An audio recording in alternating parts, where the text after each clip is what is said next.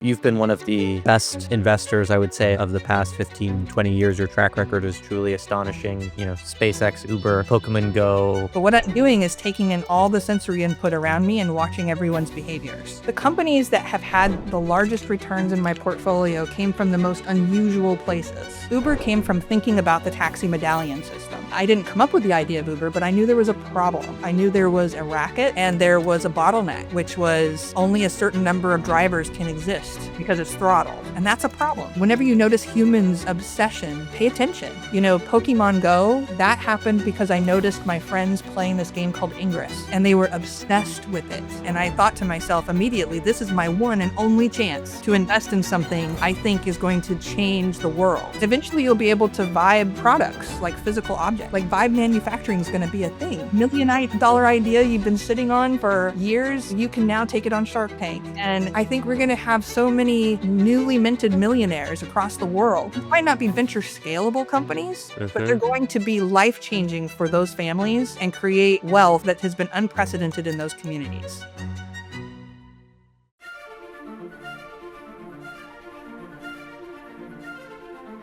Cyan Banister has written that she is never playing the game that she appears to be playing. At 15, that meant sitting on the curb reading Kurt Vonnegut to capture an older crush's attention. Today, it's an apt description of how she's built one of the most successful investing track records of her generation, with early checks into Uber, SpaceX, DeepMind, Niantic, Postmates, and Anduril, to name just a few. Cyan now co-leads Long Journey Ventures, a fund dedicated to backing tech's magical weirdos. In our conversation, Cyan shares her evolution from lifelong atheist into a believer in non-local consciousness, her job as a professional daydreamer, as she describes it, and why brain-computer interfaces are primed to break out over just the next 2 years, in her view. We also cover why she's building a drive-in movie theater for golf carts, and the Somerset Maugham novel she thinks everyone on Earth should read. I'm Mario, and this is The Generalist. This episode is brought to you by .tech domains. I spend a lot of time speaking with founders and builders who are building the next generation of technology companies. For all of them, finding a compelling and distinctive company identity is essential to breaking through the noise. That starts with a great name and a great domain. That's exactly the thinking behind .tech domains.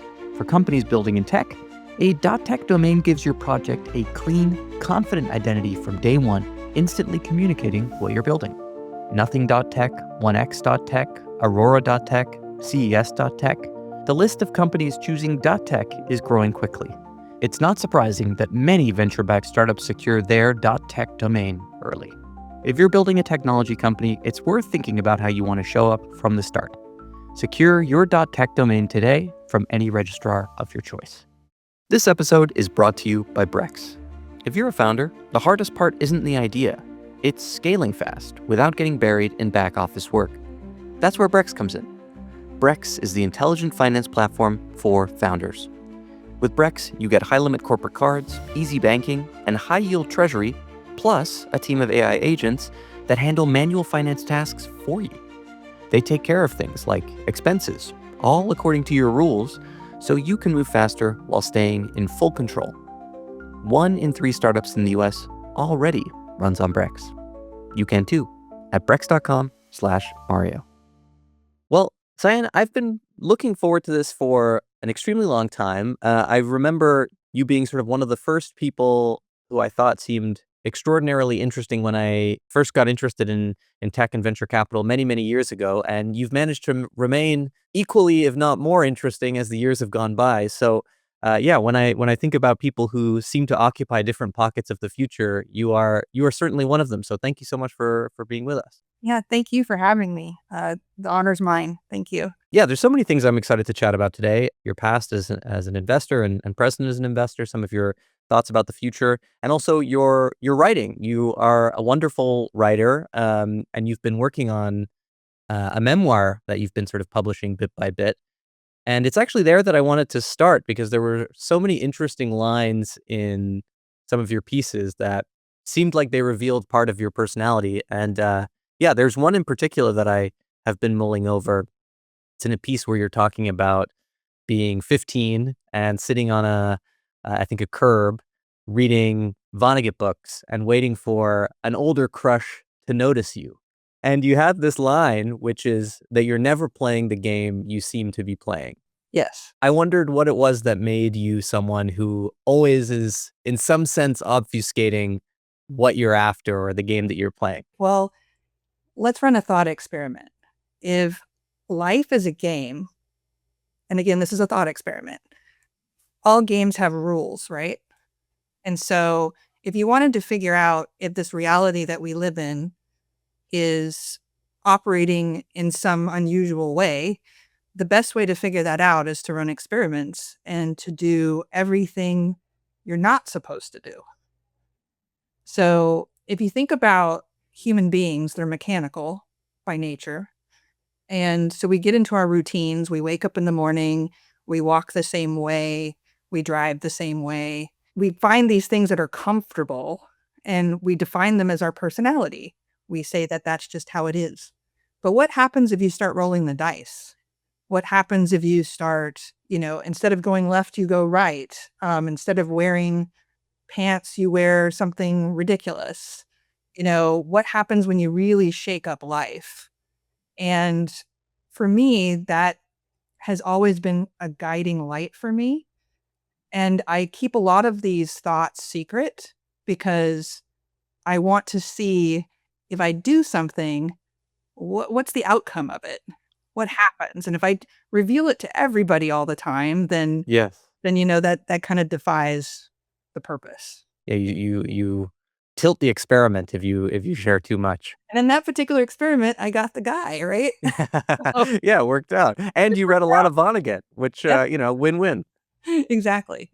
So I sat there and read a lot of Vonnegut, and it helped that I kind of had an inkling that he liked Vonnegut, but eventually he did notice me, and then it all worked out. I think that idea of almost remaining, you could call it playful or childlike or open-minded, you know, uh, it's one of those things that I think adults struggle to maintain. Our brains sort of lose their plasticity over time in some sense if you're not careful. Like, I don't know, have you had to make a really conscious decision to keep pushing those boundaries for yourself or keep running these experiments so that it doesn't calcify? Yeah, I mean, it's a daily practice. You have to weave it into your life. You have to really not take yourself too seriously. We tend to do that. We tend to cosplay as adults. And I think Yeah. if you add a little bit of play and wonder, if you look at children, especially in early childhood, they're limitless. They don't understand a lot of boundaries of thinking, of their environment, and they're just in explorer mode. And everything is a new sensory experience, like experiment, right? And so I look at the world that way. For example, today and yesterday, I've been running the thought experiment of if I'm in an avatar, it always starts with if I'm in an avatar and I get to have this one human body for a period of time, and let's just say I'm a limitless energy being inside of it. There's only so many breaths, there's only so many leaves, there's only so many tears, there's only so many frustrations I'm going to experience. And so when I think about that and I close my eyes, I'm so grateful and I'm filled with so much joy. I recommend that everybody try it. Like, go outside and be like, wow, I may not feel air again. Like, air's pretty great, and that will lift your spirit immediately and invite that childlike wonder in if you just stop and pause for a moment every day. So for me, it's a practice when I wake up. The first thing I do is wiggle my toes. It's kind of like a boot sequence. You've got to be like, okay, I've got this hardware. I'm going to wiggle my toes. I'm going to wiggle my fingers. I write things on walls. I write things around my house that help remind me because I am mechanical just like everyone else. Yeah. I fall into my routines. I start thinking too much about the future or I live too much in the past. And I need something to just kind of shake me awake. And so I recommend if people want to start doing this, The shower is a great place. You can write something on the glass. When it fogs up, you can remember to be more full of wonder every day. Hmm. How did that sort of spiritual, philosophical posture come to you? Was that something you were, I don't know, raised in some capacity, even if it's been transmuted? Is that, I know you've spoken before about having, a sort of profound awakening after a stroke. Like, was it, more tied to that? Where does that come from? All of the above. So I was raised, exposed to just about every religion you can imagine. So my mother was deeply trying to find herself and her purpose and why we're here. And then there was also free childcare. So we got dropped off at, um, you know, I was a Mormon. I was baptized Mormon. I went to catechism. I've been a Baptist and baptized Baptist. I had a Muslim stepfather. My mother was also part of the Native American church. And so I ended up out of all of that experience becoming an atheist. However, the childlike wonder was not, I didn't think of it as spirituality. I just thought about it as a way of living and a way of surviving, which is if you've got to get up every day and you've got to go out that door and you've got to make something of yourself, you may as well have fun. You may as well figure out some way to spark joy in yours and other people's lives. So for me, it was fundamental to just my being. And if you talk to anybody who's known me for a long time, I had very little. I was very poor. And so the other thing is like, how do you maximize fun and happiness with very little money? So I was always the friend, and there's a couple of us, but who would try to come up with something really fun and inventive to do on a Friday night that cost very little. And maybe it's playing a prank on a friend, or maybe Yeah. it's calling two people together and having them talk to one another in a three-way call in the middle of the night, or maybe it's endless. But, that was part of my personality, but spirituality really opened it up. And I had a very profound experience. It wasn't exactly related to my stroke. The stroke started it. The stroke started the question, which is, what is all this about? Where does suffering come from? What is the purpose of suffering if there is one? And that thought experiment lasted several years. And I asked myself, have I been really, really honest about spirituality, or have I just dismissed it because of my childhood?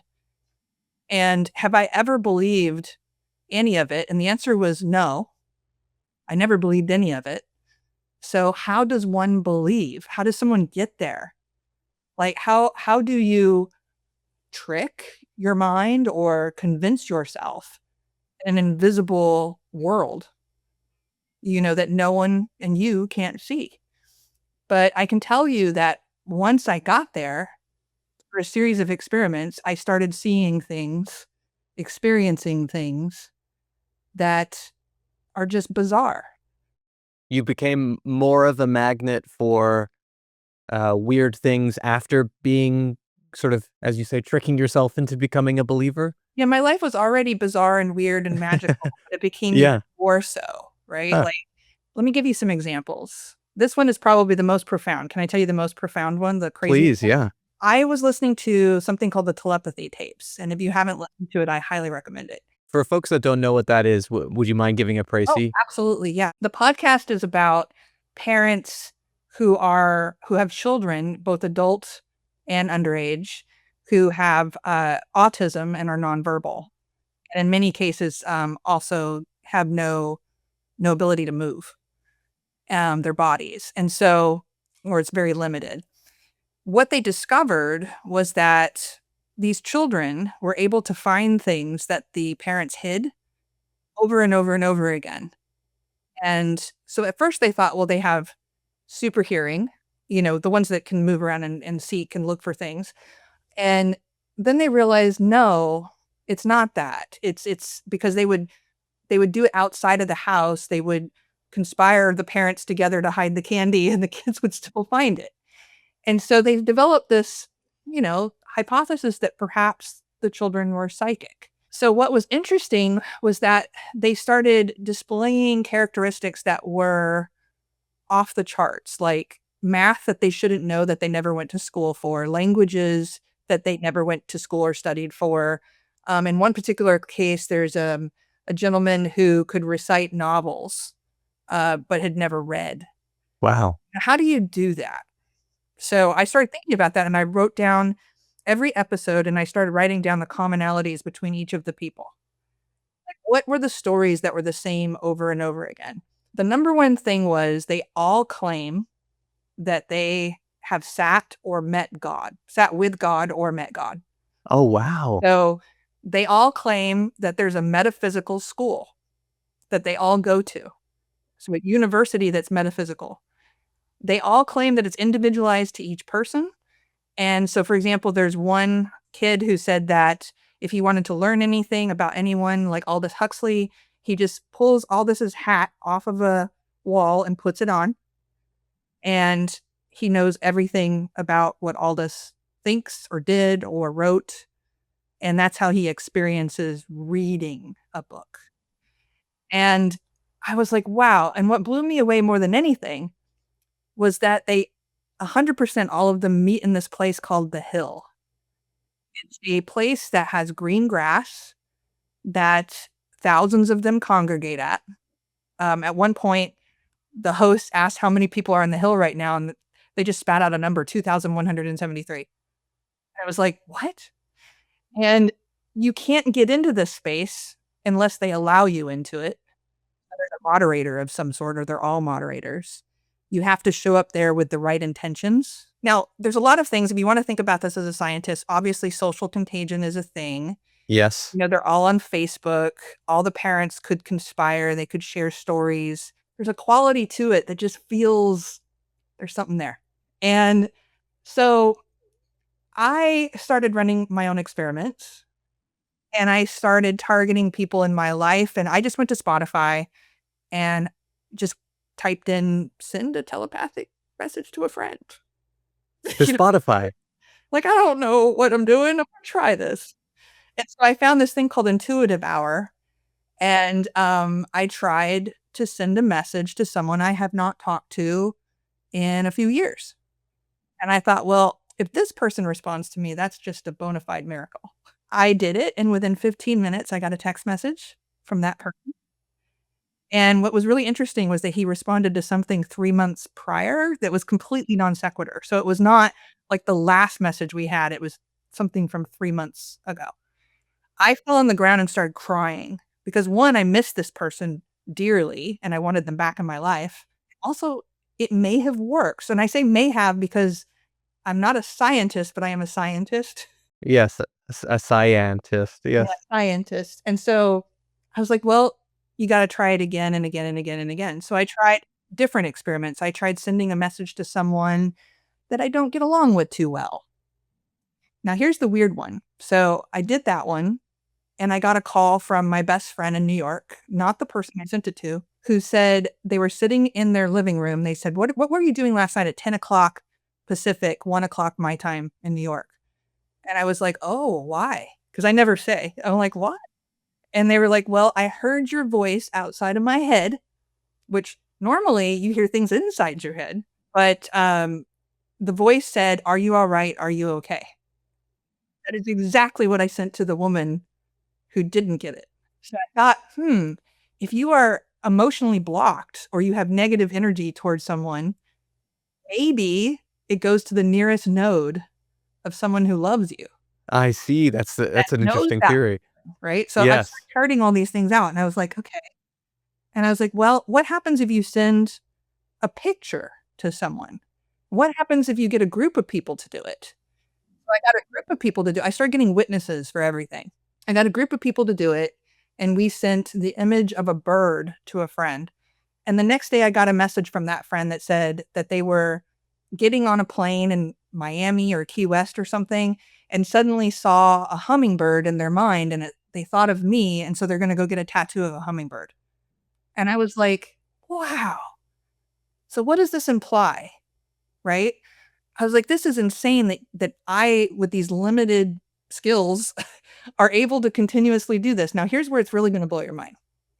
So I'm down at a farm in Temecula in a grapefruit grove, and I'm watching a movie with a friend. So my friend was like, let's watch something. And I said, let's watch Spellers, which is what the telepathy tapes is based off of. Is these I highly recommend everyone also watch the movie Spellers. Halfway through the movie, my friend Chris pauses the movie and he says, Cyan, do you think that animals are telepathic? And I said, well, here's the thing. I don't know. I don't know any of this, by the way. I'm not claiming that this is real. I'm just saying try it for yourself. And I said, the telepathy tapes, there is one episode where there's an African gray and a human. It's human. And they separate them into different rooms. They show the human a picture, like, say, of a red ball. And African gray goes, red ball. Oh, cute. Or they'll show a picture of a yellow car and it goes, yellow car. So whatever she sees, the bird spits out. Yeah. So just as I'm telling this story, all of a sudden we hear, help me, help me. And I looked at Chris and I said, what is that? And he's like, I don't know. My daughter and my wife have gone to bed. Maybe it's a toy that got left out. So we started looking around for a toy. We don't find a toy. And I'm like, we have squirrels out there. We have, coyotes. We have owls. We have snakes. We have nothing that makes that noise. And so he comes running to me. He's like, Cyan, you need to come here right now. And I'm like, okay. So we go to the front of the house. On the outside of the house, on the screen window, is a pink cockatoo. Wow. Saying, help me. Oh my gosh. I can send you a video of this. It's insane. And I was like, what are the chances? What are the odds? Wow. This is the kind of stuff I'm talking about. Gosh. Now, it took us 3 days to find the owner of that bird. We named it Telly for telepathy because we thought, hey, it's a telepathic bird. Yeah. And we found its owner, which was 2 farms down. So it's not a short distance. They came and claimed it. And they said that normally this bird doesn't fly, and they have it in the garage and have it in the house, and the windows are open and it never escapes. Like, it's never done this. But one day they were in the garage and it just took off. And they thought it was dead. They were like, this is such a domesticated bird. There is no way we thought it survived. So this is a miracle that you saved it. And the other thing was that we asked, what is the name of the bird? Because we call it Telly. And they said it's Mumbles. And I said, why is its name Mumbles? And they said, because it doesn't say as many words as a cockatoo should. It has a very limited vocabulary. And I said, well, is help me part of the vocabulary? And they said, no. That kind of stuff keeps happening. So that, to me, implies that human beings have capabilities that this may not even be supernatural. It may not need to be spiritual. Yes. It may just be natural. Mm-hmm. We might have the ability to communicate with one another or glean things from the environment and nature that we're just completely unaware of or detached from or don't understand how it works anymore. And that could be because we're so distracted. It could be because of our ego. So the ego plays a huge part of it. You got to think of the ego as software on top of the hardware. And the ego interprets everything that comes to it as I. This is mine. It originates from within. But what if it doesn't originate from within? What if it's outside of us? So the thing I'm most obsessed with right now is non-local consciousness. What does non-local consciousness mean? Many people have studied this and they said, well, it is kind of interesting that this happens, but it's not always repeatable. It's not, you can't get empirical evidence on this ever. It's slippery. It always gets away from you. I feel, because I've played with this enough and poked at it enough, that there is a collective sort of cloud of consciousness that maybe, I'm going to use some layman terminology here. Sorry for all the scientists listening. The universe is conscious. I have no other word for it, but that we're all connected to this cloud of sorts, and that you are a receiver. You're basically an antenna that waits to get information. And so if you talk to a lot of artists, like let's look at the woman who wrote Harry Potter. She says that she was on a train and the entire story of Harry Potter was just downloaded to her in a flash in an instant. If you talk to a lot of musicians, they say the same thing. They say, Yeah. I don't know where this song came from. I don't feel like I wrote it. Yes. Same thing with novelists. You name it. There's people who said, like, I have no idea where this came from. It just struck me in the shower. It struck me while I was driving. It struck me while I was walking. I've also been looking at BCIs, which is brain control interfaces. And a lot of these startups and these entrepreneurs are starting to discover that there's this really interesting stuff happening in the background in your subconscious that you are completely not privy to. So there's some startups that I've seen that are starting to spit out information that is 2 weeks old, like you thought about 2 weeks ago. That is still visible in a BCI. Yeah, but not in your active, thinking, not in your what we would call consciousness, be subconscious, right? And not only that, but some of it is picking up on other people's thoughts around you. How does that work? Yeah. I think in the next 2 to 3 years, we're going to figure it out. And when we do, you've got to think about there's a dystopian view of it and a utopian view of it, which is that means it can be manipulated. That means that it can be used for dangerous and terrible things, but it can also be used for things that can uplift humanity and bring us to our truly, truly creative selves that we're meant to be. I think the sign of a good conversation that there's a lot of things that you said that I feel so skeptical about that now I have to go back to, and a lot of things where I'm nodding vociferously Yeah. along with you. You should be skeptical. Anyone listening should be very skeptical, okay? I started out as a skeptic, as an atheist. I got here through experimentation, through mysticism. Mm, I treat it like science. yes. I poke at reality. I ask a question and I go out and do things. And then I get these weird results. And so I recommend you don't listen to me and trust me. Like, go read the stuff yourself. Listen to Yeah, these. run your experiments. Run your own experiments. Yes, I like that idea a lot, and I think I'm going to try. It's interesting. I never listened to the telepathy tapes. I read about them, and I think I reached the stage at which I read about the sort of like Ouija board effect and was like, ah, okay, I've understood this. And clearly, there's like 3 or 4 levels deeper that one can go to think about it. And so I'm excited to do that piece. And then I think have you ever read the book Impro? No. It strikes me that you might really like, the discussion of creativity in that. It's from one of the guys who basically created the philosophy of improvisational comedy and theater, um, and he talks about how, like, Western ideas of creativity have become so ego-focused, and so as a result, we become super blocked because we become so attached to, like, "What does it say about me that I did this thing? Like, does that mean I'm bad or dark or strange?" And actually, so much of creativity in many other cultures have a very different view, which is more of this like, I am a channel for something, and that's much more freeing. And I totally think that's true. Well, not only that, but we're always playing for an audience, right? Like, if you're creating for TikTok and it's not coming from an authentic center Yeah. of who you truly are, and you can feel it, you can see it. Even when I watch Instagram, I can tell if someone's putting on a show and it's a veneer Mhm. or if Yep. it's really who they are. Yes. And so I think art used to be very different, even in the era of Saturday Night Live, early television. I think we were seeing some of that creativity, that rawness, coming through.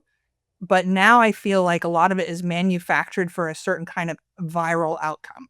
I can't say if it's good or bad. I have no idea in the long run how this all plays out. But I do think there's something to just letting go of the attachment to the outcome and allowing yourself to be a vessel for whatever comes through you. You've been one of the best investors, I would say, of the past 15, 20 years. Your track record is truly astonishing. SpaceX, Uber, many others. How much of that do you attribute to what I would classify in this conversation as like an extreme high openness? Like you seem very open to any signal the world might give you, and then a desire to like verify it for yourself. But to me, that's almost one of the most underrated parts of a venture investor's job, and kind of under filtered for when people look to, I don't know, hire people to an investing team. Like there's some version of a VC that people think, we want someone who did 2 years at McKinsey, 2 years at Google, and then maybe a startup stint. And that really doesn't capture the level of imagination that's required. So I like to tell people I'm a professional daydreamer. So one of the things I like to do is carve out a significant portion of my week to sit and ask these questions and run these thought experiments and then visualize what that future could look like in reality. Are there market conditions that could make that possible? One of my favorite science fiction authors, Neil Stephenson, told me, I got a chance to meet him, which I was really excited about. He told me, I said, how did you get so much of our future right? Yeah. And he said, well, one is I'm a historian, so you have to understand the past. Huh. And two, you have to understand how the money's made. You can look to the future and you can come up with a utopian paradise, but if there's no way to make money in that utopia, it just won't happen because markets will drive things forward, right? And so that's how he figured out the diamond age and how he figured out snow crashes. He figured out the financial incentives, which is beautiful. I can't say that I've always thought that way, and I've made some mistakes because of it. However, timing is everything. I've been too early. If I told you all the times I was too early, it'll make me Is there one cry. that's really painful? Like, what was the one that you were too early that really should have worked, or maybe we're just getting close My to own it startup, working? Zivity, Zivity, yeah. which basically invented crowdfunding and Mm. patronage for art, ended up becoming, I would argue that OnlyFans is probably the largest outcome of that economy. But here's another example of something that was too early that you can invest in later, which is I was in love with this company called Cosmo that did delivery of like cough syrup, candy bars, video games in under an hour, but it was based in a warehouse. And this was around year 2000, 2001. Oh, wow. And they went belly up because they couldn't figure out how to make the margins work.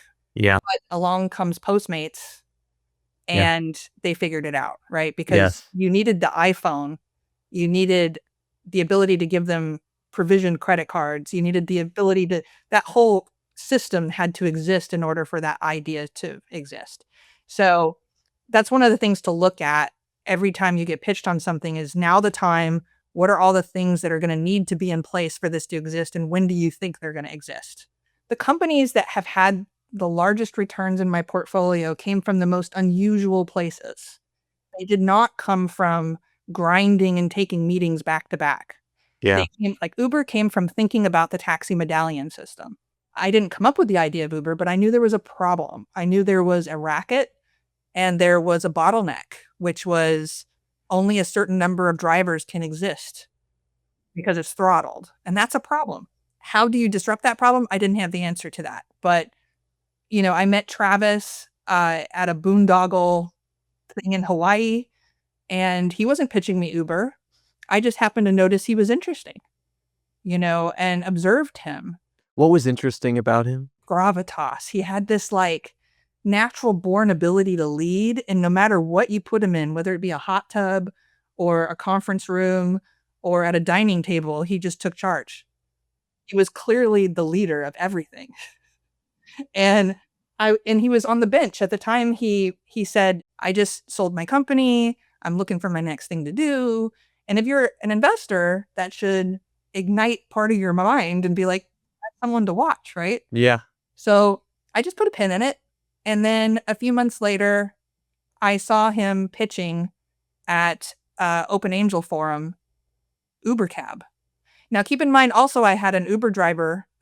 My personal driver was driver number one for Uber. Another weird. Oh, wow. Yeah. Gosh. And he kept handing me Ryan Graves' business card. If anything, the universe, if it was conspiring in my favor, was basically hitting me over the head. It was just like, not subtle. it was not subtle. And so is that incredible luck? Sure. If that was the only thing I ever did, then I would say, yeah, that was just luck. But then if you look at Flock Security, one day I was at the Four Seasons before the pandemic and people used to have lots of meetings there. And I went there. And again, like if you were to ask a lot of people about me, I tend to be very quiet and observant. And you would probably describe me as a wallflower. But what I'm doing is taking in all the sensory input around me and watching everyone's behaviors and listening, deeply listening, not just to words, but all kinds of things. And so I went into the cafe And I looked around and I noticed everybody's busy wheeling and dealing and having their meetings. And so I order my coffee and I get on the Wi-Fi, and I noticed that on the Wi-Fi, everyone's tethered their phone in a public manner. So there's K Pixel. And I was like, K is Pixel. And I look around and I see Keith Raboy. And I'm like, oh, okay, he has a Pixel phone maybe. So then I see Travis K iPhone. And I look over in the corner and lo and behold, there's Travis Kalanick meeting with someone. I'm like, this is a great way to get intel. This is crazy. Yeah. So then I see Garrett Langley's iPhone. And I'm like, I don't know who that is. So I Google search him. And he is the founder of a company called Flock Security, which was in Y Combinator at the time. And I did not go to the demo day. So I didn't know it was coming up. I don't know if he had pitched or what. And I remember a conversation. This is where observation comes into play here, right? A conversation at Founders Fund where we were wondering, is there a camera solution that's crowdsourced of some sort that could eliminate or reduce crime? Should we look for a company like that? And we all agreed we should. So I messaged my intern at the time, John Ludig, who's now a partner there. And I said, John, what do you think of Flock Security? And goes, well, it's on my list of people of YC I want to meet. And I was like, well, he's just right across from me. And he's like, well, walk over there. Say hi. Perfect. So I walk over and I'm like, Garrett Langley. And he looks up at me and he's like, huh? And he's like looking around. And I'm like, it was a bit of a magic trick. I said, I'm Cyan from Founders Fund and we would love to meet you. And he's like, are you part of YC? Are you doing the demo day? Like, how do you know who I am? And I was like, well, do you really want to know? And I told him and he blushed. And we were going to save this story for when the company went public, but I think it's safe to share it now. You know, John ended up coming and meeting with him too, and we ended up doing the investment and co-leading the Series A down the road. But that company is valued at 7 billion, 8 billion or something at this point, and solves a huge percentage of the country's petty crime, like Yes. bicycles and lawnmowers, and it also solves Amber Alerts and things like that. This episode is brought to you by Persona, the B2B identity platform helping businesses verify users, fight fraud, and build trust. Fraudsters are already using AI to spoof faces, voices, and documents, so your defenses need to adapt just as fast. Persona helps secure some of the internet's largest and most trusted platforms with identity verification. If you're building a product where trust matters, identity should be a priority. You've probably already experienced Persona without realizing it, verifying your LinkedIn profile, signing up for Etsy, or renting a scooter with Lime. Trusted by leading companies like Square, Brex, and Twilio, Persona gives you the building blocks to create identity flows that adapt to your customers, risk tolerance, and locales you operate in, whether you're verifying age, onboarding businesses, or automating KYC. It's fully configurable, so you can launch in days, not quarters. Want to see for yourself? Generalist listeners get a free year of the starter plan. Head to withpersona.com/generalist and check it out. And so I think, you have to be open to an opportunity presenting itself in the most unusual of places. Pokemon Go, that happened because I noticed my friends playing this game called Ingress, and they were obsessed with it. And whenever you notice humans' obsession, pay attention. Like, why are this early group of people, these early adopters, chartering helicopters? Like, Yes. what? For What is this about? geo This is game, yeah. It looks like geocaching. Yes. And so I started playing it and I realized, like, wow, this is amazing. If I could invest in this, I would. But Google owns it. Lo and behold, they spin out Alphabet. And I thought to myself immediately, this is my one and only chance to invest in something I think is going to change the world. And then when I found out that Pokemon was going to be involved, I was like, I went around to everyone saying, you don't understand. Everyone's going to be catching invisible Pokemon. And they're like, you're insane. No one's going to be looking at their phone. Nobody. Yes. If you remember, everybody's doing this. Yeah, Protocols. totally. And I would argue it was the closest we ever came to world peace. It was a beautiful moment. I remember that summer very well. I mean, maybe it was longer than a summer. Maybe it was, 8 or so months, but it really felt like for a moment, this was like one of the more wholesome uses of technology. And like, Yeah, a really beautiful way of people finding these new connections. Why do you think that didn't stick as a form factor? Human nature. Hmm. So Just Pokemon boredom? Go is still quite large. They make billions of dollars. It's still played worldwide.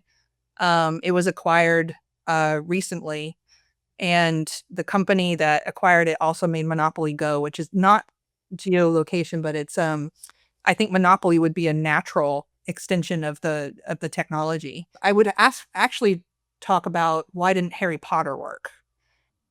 Because Harry Potter should be that should be Yeah, a even bigger, no-brainer. right?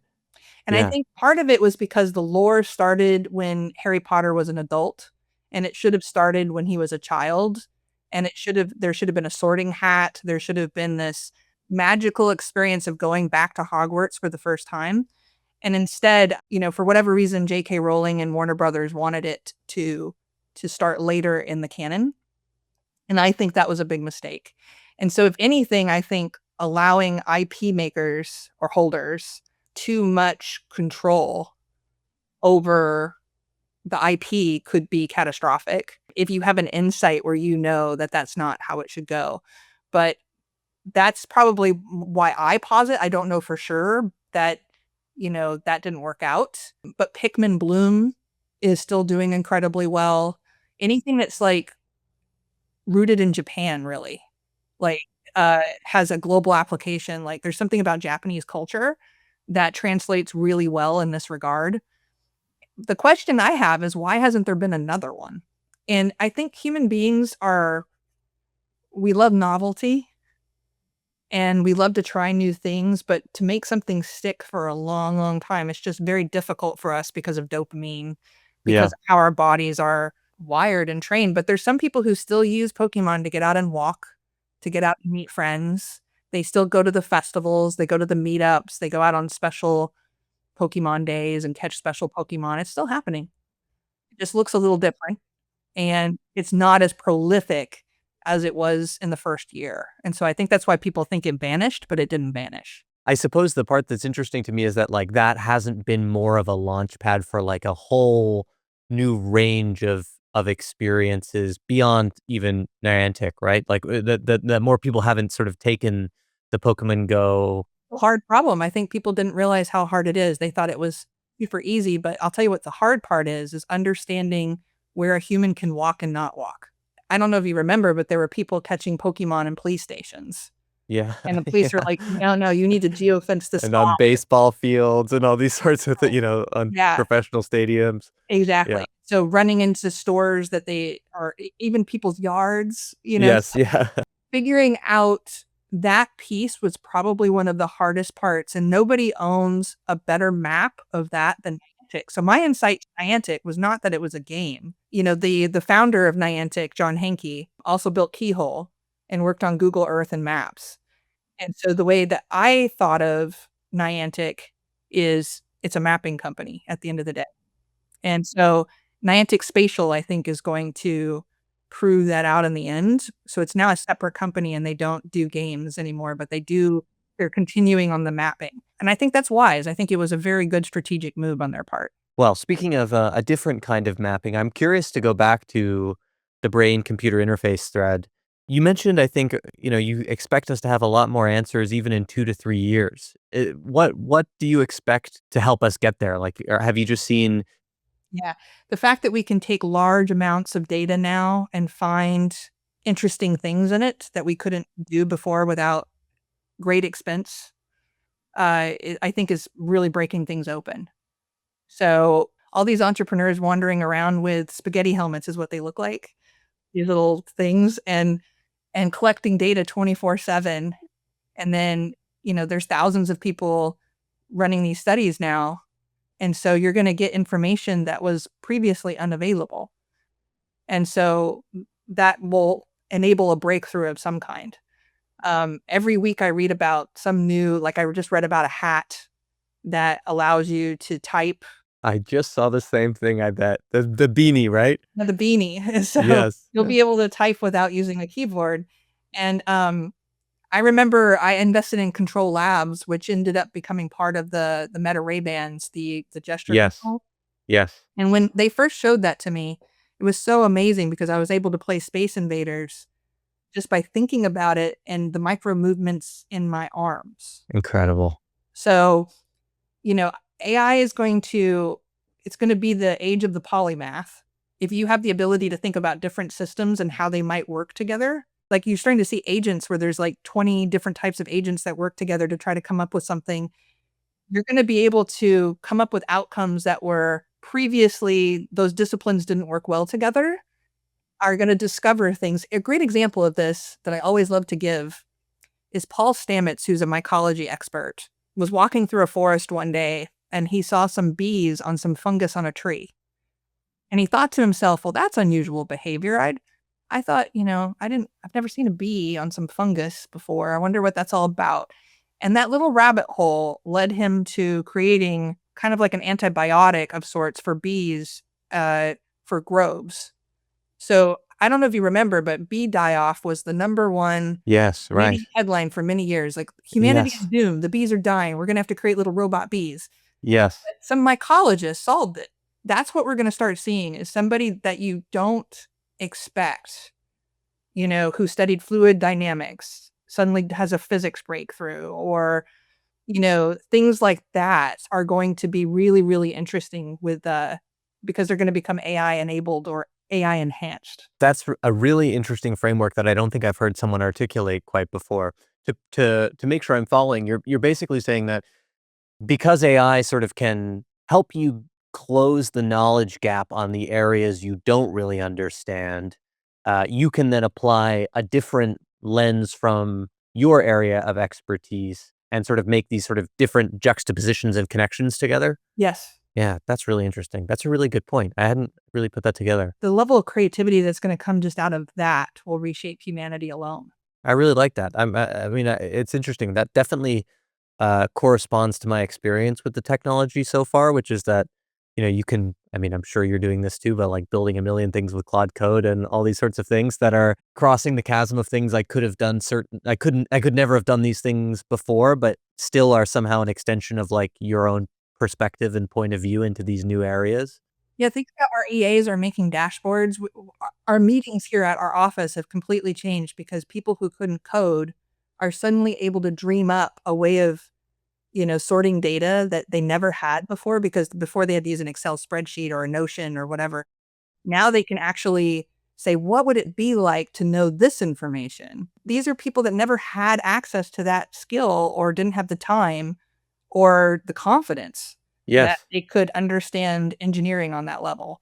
And so if Yes. you think about engineering being available to everyone, there's creativity in every human being.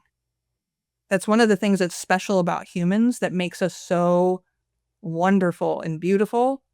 And AI doesn't sit on its own and just, you can say, come up with 20 ideas, but it's based off of its training data. But it's not going to like think about a lot of things that only humans are uniquely capable of thinking about. And so I think what's interesting is we need to start thinking about how human work is going to change to where we all become professional daydreamers. We all become, or artisans. Like, I think some more people are going to start using their hands. I think there's going to be beauty in imperfection, which goes back to the Diamond Age and Neil Stephenson's predictions about the future. There was this society called the Victorians who sourced all of their furniture and all of their clothes and everything from another society that was a group of makers. That was what they loved doing. They wanted to be part of that community. They wanted to Yes. make things by hand. And those things ended up being like books, ended up being the most valuable things in the world. And so it could be that Etsy and companies like that just soar, because we don't want things that are just 3D printed. We don't want things that look like everything else. Because we are novelty seekers, the novelty might be in the imperfection in the future, not the perfection. But a human being now can sit and think, gosh, I've always wanted this service to exist, and now it can. And eventually you'll be able to vibe products like physical objects. Be able to say like vibe manufacturing is going to be a thing. $1 million idea you've been sitting on for years, you can now take it on Shark Tank I think we're going to have so many newly minted millionaires across the world. These might not be venture scalable companies, but they're going to be life-changing for those families and create wealth that has been unprecedented in those communities. And so I am so excited and optimistic about what all of this unlocks. And at the same time, every tool has a utopia and a dystopia, right? It can be used for horrible, horrific things, and it can be used for incredibly uplifting, amazing things. So I try to stay in the land of utopia and try to stay away from dystopia as much as I can. And so that's where I tend to have all my dreaming is I think about what could unlock human potential. Yeah, I really agree with that idea that there will be value in these imperfections. I've been starting to wonder about that with regard to writing. Like, at what point does having a typo in something make it feel more authentic and more real? Yeah, you're gonna want 100% organic human things. So, I'm seeing a lot of Gen Alpha care deeply about this. They only wanna play indie games even if the quality of the game or the graphics are more rudimentary and less like a AAA game. They would much rather support a human being in in that endeavor than to something that was vibe coded. And they're starting to care about, thoughts being organically human, originating from you. And there could be a spiritual component to that if you think about going back to what we were talking about, which is if you are a vessel and things are supposed to speak through you, just publishing something that just came out as slop from an AI is maybe not the best thing. However, I have used AI to co-create content, and I'm going to say co-create, not create. Is the seed and the spark of the idea, it's like molding clay. If you think about the words as clay, you can take or leave parts of it. You can say that expression is something I would use, or it's even better than what I would use. And you can sort of like mold it to where it's something that truly expresses what you wanted to say. And so maybe you didn't have the words or the vernacular of sorts to express an idea that's been inside of you, or you've been afraid to do it, and AI takes that out of you. In that sense, it's 0 to 1, right? Like you had no ability to do something and now you have more confidence to do something. And in that sense, I think AI is very helpful. I think when you just sort of sit back on autopilot and you're like, yeah, that sounds good enough. We all know what those look like. If you go on X or you go any place and you read a Substack that's written by AI that their creativity is not in it, you can feel it. Yeah, You 100%. know that it's not 100% authentic and not 100% human. Yeah, 100% agree. Well, I'd love to actually talk a little bit about long journey ventures. And in particular, I really love the way that you define what you're looking for, which is magical weirdos. I really obsess about trying to think about the traits that make for great founders, and that's a nice configuration, I think. But I also wonder, what does a magical weirdo look like to you? I imagine there are lots of different archetypes, lots of different sort of clusters of traits, but perhaps a few that seem to pop up more than others. Yeah, I mean, just like human beings and thumbprints, they come in a wide variety of feathers. I don't know how else to describe it, but Yeah. really what it comes down to is there's a unique experience that's happened in their life, whether it be trauma or some hurdle they had to overcome or something that they've noticed that's deeply wrong about the world that they want to correct, or insight that they have that no one believes, and they've got to bring it to reality. They've got to bring it into our world, and they are driven by this, maniacally so. And then their way of being, how they navigate is usually very interesting and bizarre too. So I'm gonna take a company called Busright, for example, that we invested in, which does bus logistics for schools. Now that sounds like a boring problem, right? It's like, but if you met Keith Corso, the founder, he is the most delightful, inquisitive, curious person you could ever meet who is uniquely the moat of that business. Because it takes someone who wakes up in the morning, which he does, and immediately says, "You know what? We need to solve today buses." And he gets all of his team fired up about it. And, he convinces people kind of like a Pied Piper to get people to follow him into this seemingly boring space. And that's magically weird by itself, right? Yes. And so that's what we call magical founders running boring businesses. And we invest in a lot of those, but we also like magical founders doing magical things, which is the frontier. And that you have to be a little careful because you have to make sure they're paired with someone who's operational, who has, we call it the biz, tiz, and riz. Uh, so if you've got someone who's really high tiz, you got to What's Tiz? have autistic. Ah, I view got autism as it. a skill. I view Yeah. it as a superpower. Yeah, absolutely. I'm on the spectrum. There's certain things I don't understand and get, and certain social cues that escape me. But it's my deficits are also my superpowers. Yes. So Yes. when you see somebody who doesn't make eye contact and looks down, sometimes in the past that didn't pattern match what, a good founder was supposed to be like. And instead you could ask yourself, how do they lead? And you might discover that they're really amazing writers and they lead through Slack. A great example of this is Brendan Eich from Brave. A lot of people are like, wow, he doesn't make eye contact, or he doesn't, he's very quiet, or he sits in the background, or, how can he lead a team? And I'm like, well, he leads open source projects, and Yeah. developers really regard him highly and look up to him, and he's kind of a legend. And so I have no issues with his leadership style, which gave me an unfair advantage because I could just dismiss that part. Some people will say no because it doesn't just, somebody doesn't go straight down the fairway. They're not like, this person looks like they have an MBA and, they did these things, or they know these people, or they have this pedigree. If you look at Crusoe, the founder had this crazy idea, and he did not come from the oil fields, Yes. but he had this crazy idea of like, we're going to have a power shortage and we're going to have a compute problem for crypto and then later AI, right? This insight that he had led him to build one of the most amazing data center companies that is enabling a lot of what we're even talking about right now.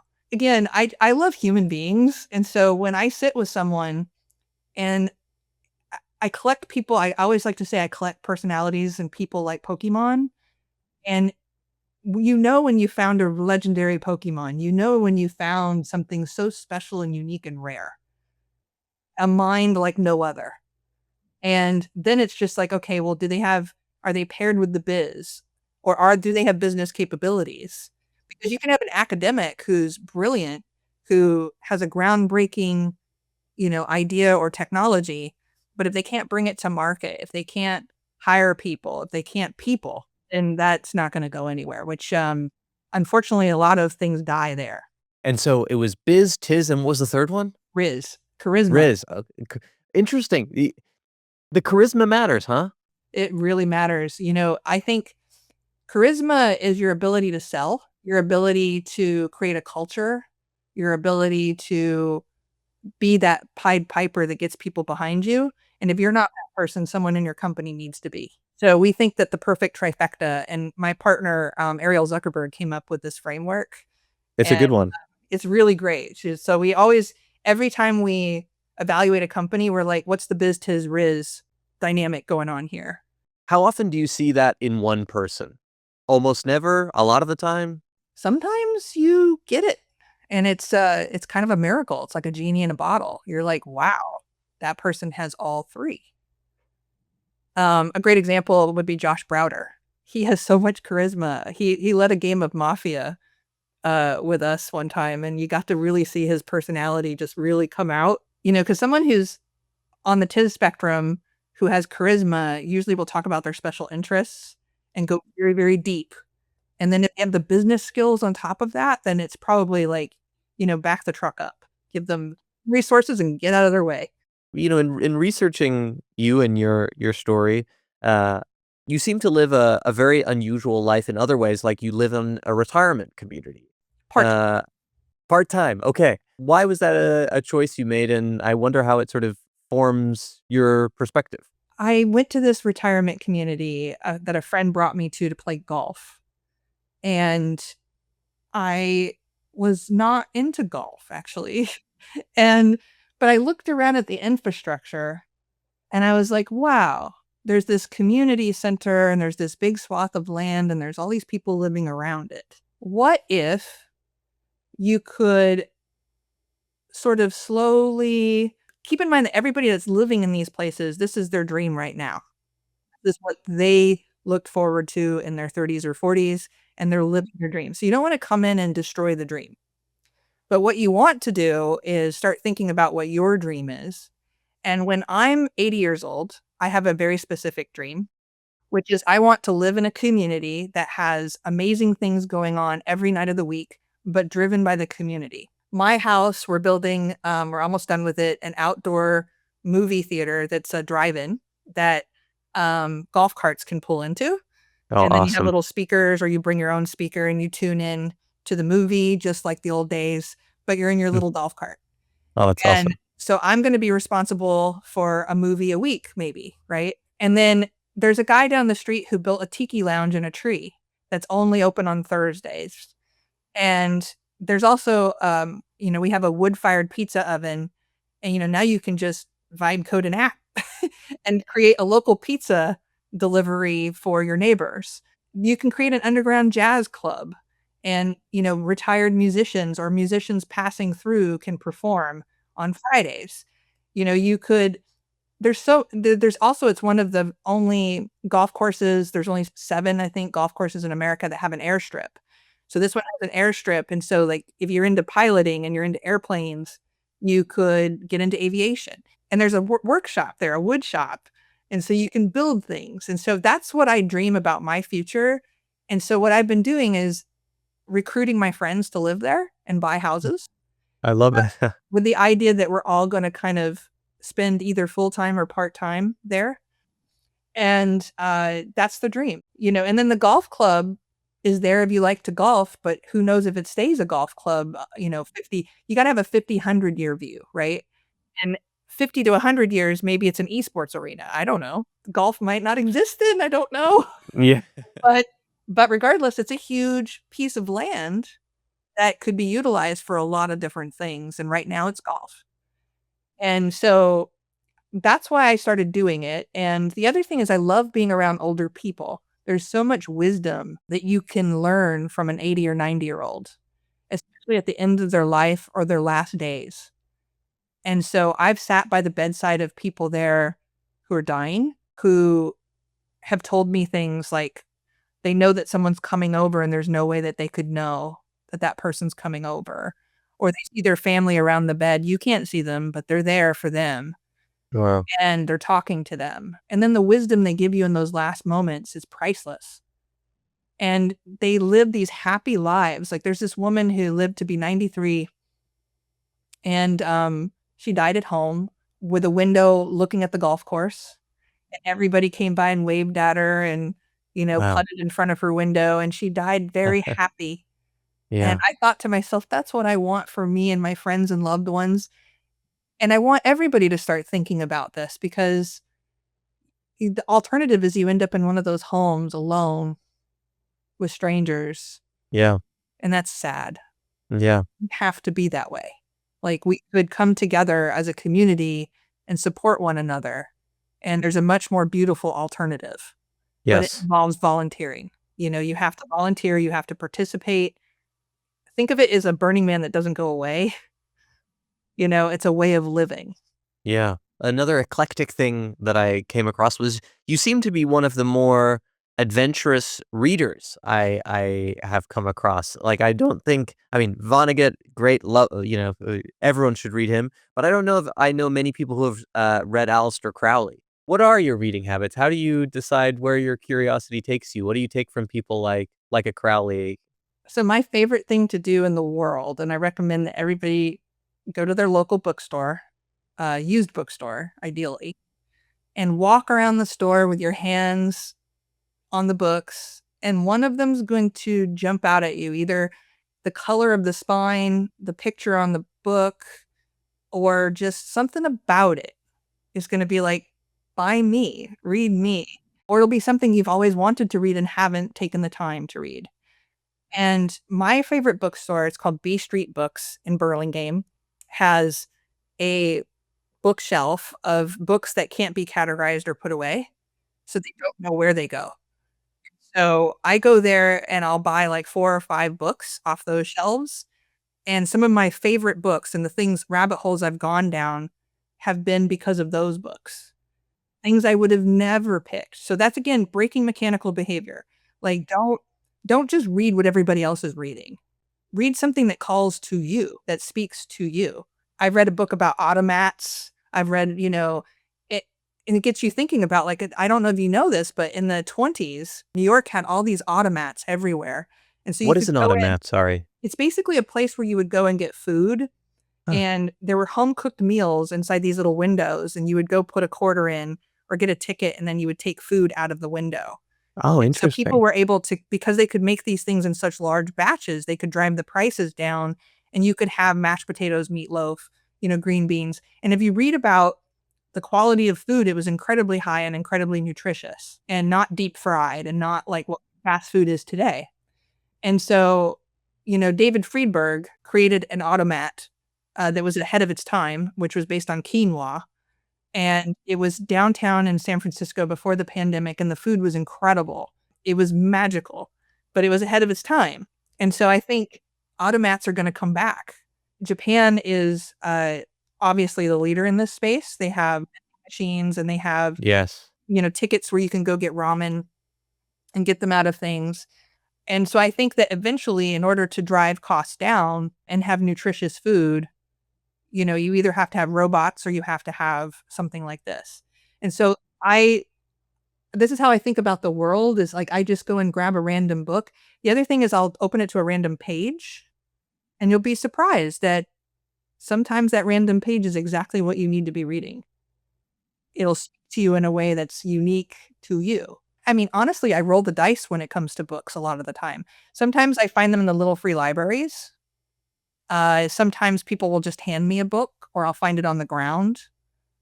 And the Aleister Crowley stuff came because I found this like printed paper from the early 1900s, and I found this little story by Frank Harris in there called The Magic Glasses, which changed my life.